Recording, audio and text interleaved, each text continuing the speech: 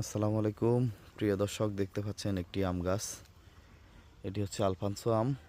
তো এই আম গাছের পুরোটা গাছ খেয়াল করে দেখুন, প্রত্যেকটা গাছের আগা থেকে কিন্তু গাছের প্রত্যেকটা ডাল থেকে কিন্তু সুন্দর মুকুল বের হয়েছে।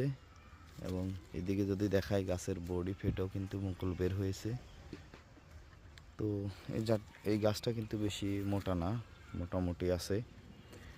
আসলে ফল দেয়ার মালিক আল্লাহ, ফুল দেয়ার মালিকও আল্লাহ, সব কিছুর মালিকই আল্লাহ। তা আমরা শুধু চেষ্টা করার মালিক।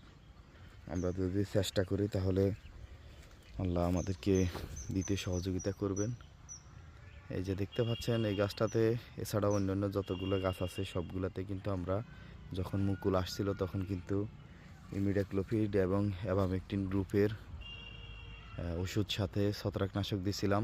আপনারাও মুকুল ফুটার আগেই দিবেন। ধন্যবাদ। আসসালামু আলাইকুম।